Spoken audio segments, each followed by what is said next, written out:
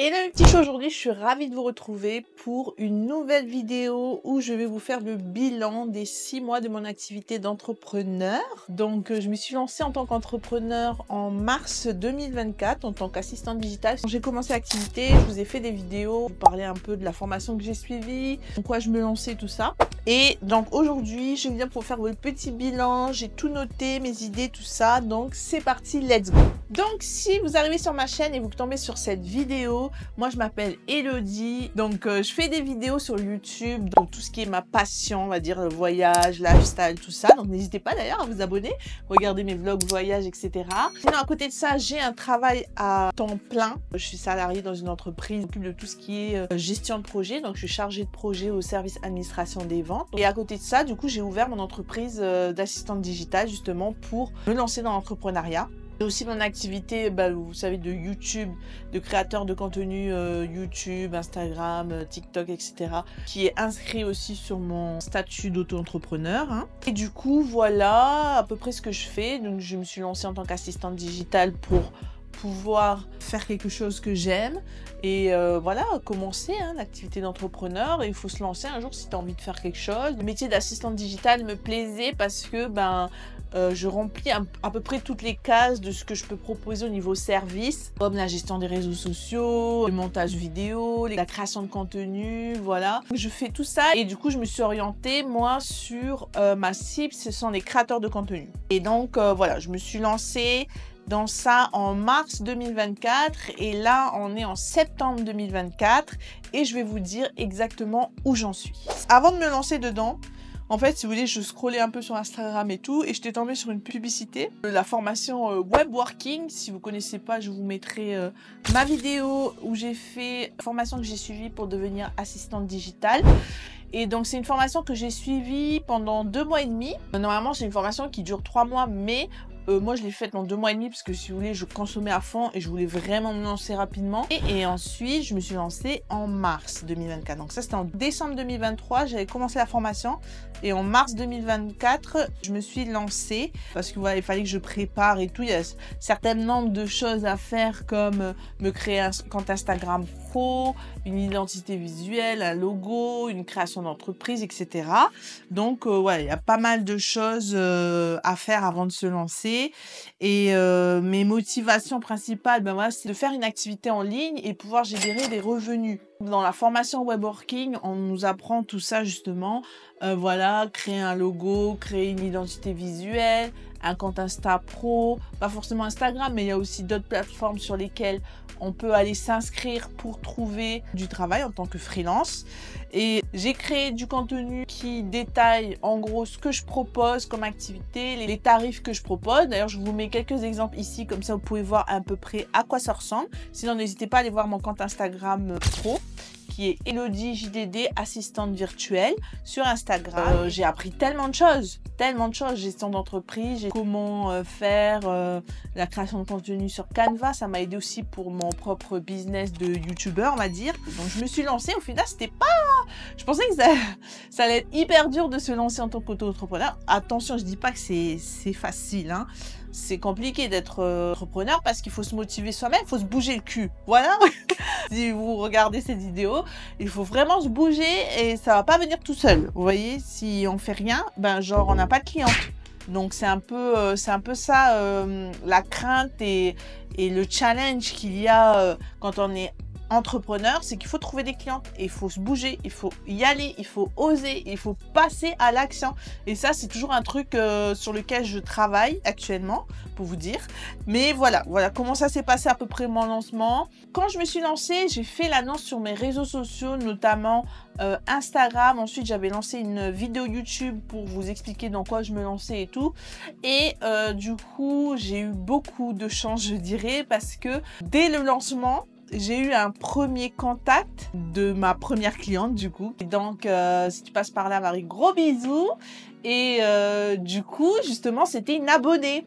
Donc, c'est pour ça que je dis que j'ai eu de la chance parce que moi, vu que j'ai déjà des abonnés, des gens qui me suivent et tout sur les réseaux, c'était plus facile dans le sens où j'ai pas cherché. Dès que je me suis lancée, elle m'a contactée et elle était intéressée pour travailler avec moi. Donc, du coup, ce fut ma première cliente. Et voilà, on a commencé à travailler ensemble, on a discuté un peu sur les réseaux, puis après elle m'a dit à peu près ce qu'elle voulait, tout ça. Et ensuite j'ai fait un devis, après on a fait un contrat, et ensuite on a commencé à bosser ensemble. Et donc avec elle, ce que j'ai fait, donc c'est tout ce qui est sur Instagram, donc créer un compte Instagram pro avec un logo, une identité visuelle, vraiment retravailler tout ça. Je lui ai créé aussi un Calendly, c'est justement pour que les gens puissent aller prendre rendez-vous directement sur sa page Calendly. Ils ont envie de faire un appel découverte justement et faire appel à ses services. Donc on a revu tout ça, création de compte Insta, carte de visite, logo, identité visuelle, site internet aussi, site internet vitrine, carrousel réel. Donc voilà, et elle m'avait fait des bons retours. Je vous mets quelques commentaires qu'elle m'a mis juste ici pour que vous voyez à peu près que c'est vraiment réel, genre quand on travaille et tout et qu'on fait du bon travail, on a vraiment des bons retours et en plus on peut vraiment genre avoir une cliente. Je pensais pas que ce serait, enfin pour moi ça a été facile, vous voyez, parce que ça s'est fait comme ça. Mais là où c'est plus difficile, c'est de trouver d'autres clientes. C'est-à-dire, c'est trouver d'autres clientes. La prospection, c'est hyper compliqué. Il faut vraiment bouger les fesses pour y aller, trouver des clientes et tout. Et c'est vrai que quand je me suis lancée, vu que j'avais déjà une première cliente, et ça se passait super bien, j'ai vraiment eu la cliente idéale, elle est trop bien. Du coup, je me suis vraiment concentrée sur elle et j'ai laissé de côté la prospection. Je me suis dit, bon, je vais bosser pour elle et tout et je vais me lancer à fond, quoi. J'ai pas forcément cherché d'autres clients. Et du coup, je me suis un peu reposée sur mes lauriers, on va dire. Je me suis dit, bon, j'ai une cliente, c'est bon. Mais vous voyez, avec une cliente, on ne peut pas générer, à moins que vous trouvez une cliente pour laquelle vous faites tout, vous voyez. Mais là, je ne pouvais pas générer non plus beaucoup de revenus avec une seule cliente. Donc, c'était un bon complément quand même de revenus. Donc, je vais vous parler de ça juste après. Voilà, la programmation de posts, je planifie un peu les posts Instagram, les réels, les carousels, tout ça. Elle s'occupait de tout ce qui était story, tout ce qui était les idées, tout ça, c'est elle qui faisait. Moi, je faisais de la création de contenu, des posts Instagram, voilà, tout ce qui est création de contenu, c'était moi. Et ensuite, elle a eu de bons retours de son entourage et tout sur son feed Instagram et tout. Donc, c'était plutôt cool et j'étais plutôt contente du résultat de cette première collaboration. Donc, voilà pour ma première cliente. Alors, qu'est-ce que j'ai gagné comme revenu avec mon activité d'assistante digitale? Je vais tout vous dire. Donc, vu que j'avais qu'une seule cliente, j'ai travaillé avec ma cliente pendant 4 mois et elle a souhaité faire une pause. Après, il n'y a pas d'engagement, si vous voulez, on est tous les deux entrepreneurs, on collabore ensemble. Et ensuite, si elle a plus besoin de moi pendant un moment, elle me dit, après elle pourra faire appel à moi pour des missions qu'elle aura. Voilà un peu comment on a fonctionné. Donc pendant 4 mois j'ai travaillé. Donc moi j'ai des forfaits sur mes services que je propose. J'ai fait en forfait.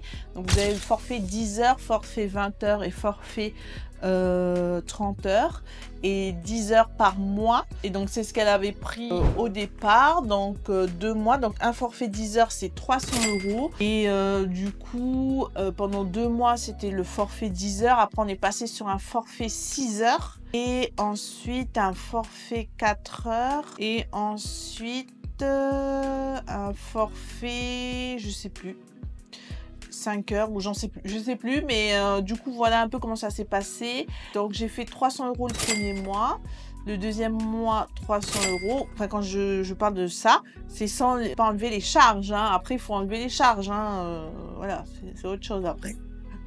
Et donc du coup 300 € le premier mois, le deuxième mois il me semble c'était 300 €, le deuxième mois 180 € et le troisième mois c'était 420 €. Et du coup, c'est un bon complément de revenus, franchement. Comme ça allait super vite, j'étais super contente parce que c'est vraiment quelque chose que j'aime, faire de la création de contenu et tout. Pour une cliente, en plus, on a vraiment envie de faire bien, la bichonner, tout ça, vraiment donner le max. Et du coup, j'étais vraiment contente de gagner de l'argent de cette façon.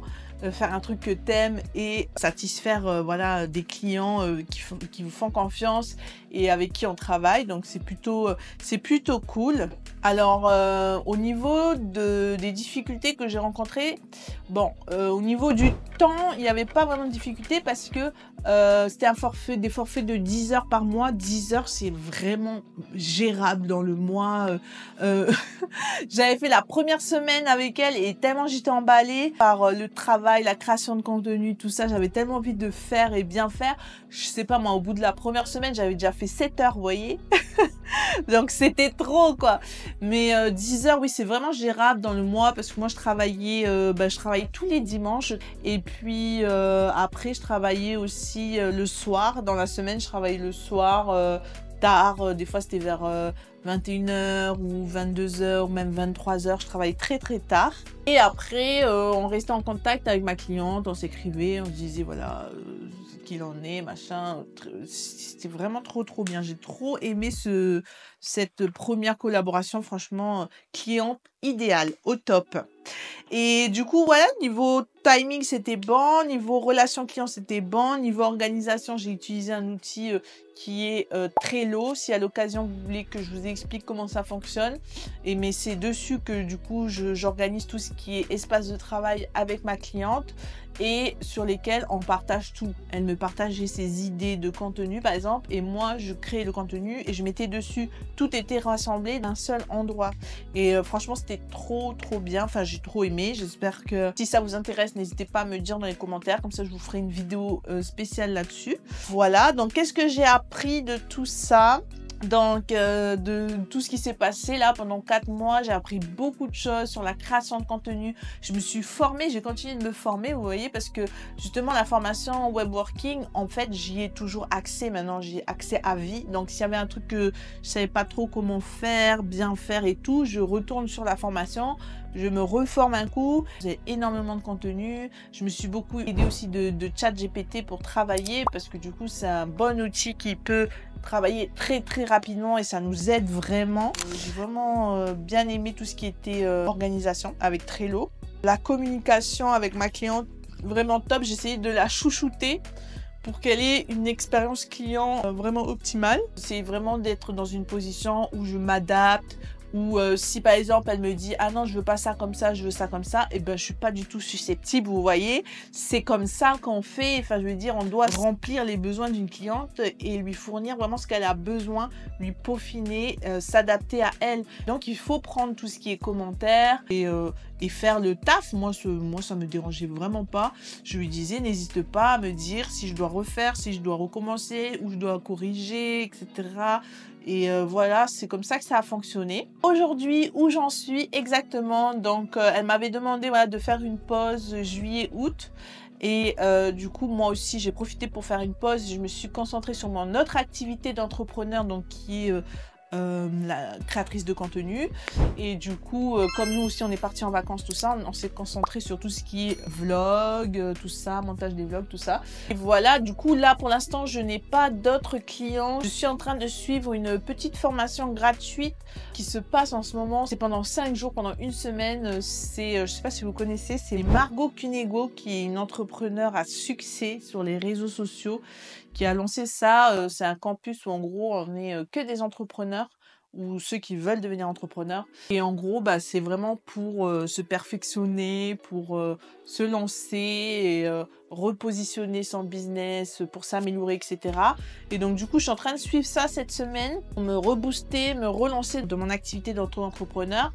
Et ça me motive de fou. Là, ça y est les gars, je suis remotivée à bloc. Donc là, mon objectif, voilà, c'est de prospecter au maximum, trouver de nouvelles clientes, poster du contenu, créer du contenu pour mon activité d'assistante digitale. Et voilà, hein, je pense avoir fait le tour. Donc, il faut que je passe à l'action, que j'ose, que je n'ai pas peur de demander. Voilà, peut-être qu'il y a des entrepreneurs qui ont besoin aussi d'aide et tout. Il faut que je répartisse bien mon temps entre le travail que j'ai en tant que salarié, mon statut d'auto-entrepreneur en tant qu'assistante digitale, de créatrice de contenu. C'est beaucoup quand même, mais je sais pas comment vous expliquer, mais c'est quelque chose qui m'anime de faire tout ça. Maintenant, il faut juste être bien organisé et passer à l'action, parce que c'est vraiment un truc genre que j'ai compris là, c'est que si je fais pas, les autres sont en train de le faire, vous voyez, et je serai toujours dans la même situation que j'étais, quoi, je progresse pas.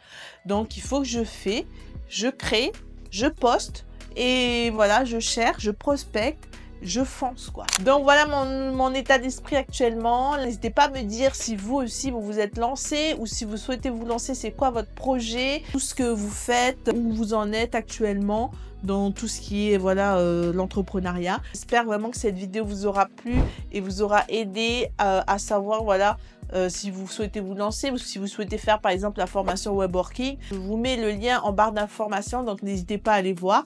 Et voilà, j'espère que cette vidéo vous a plu. N'hésitez pas à mettre un maximum de likes et on se retrouve très vite dans une prochaine vidéo. Ciao!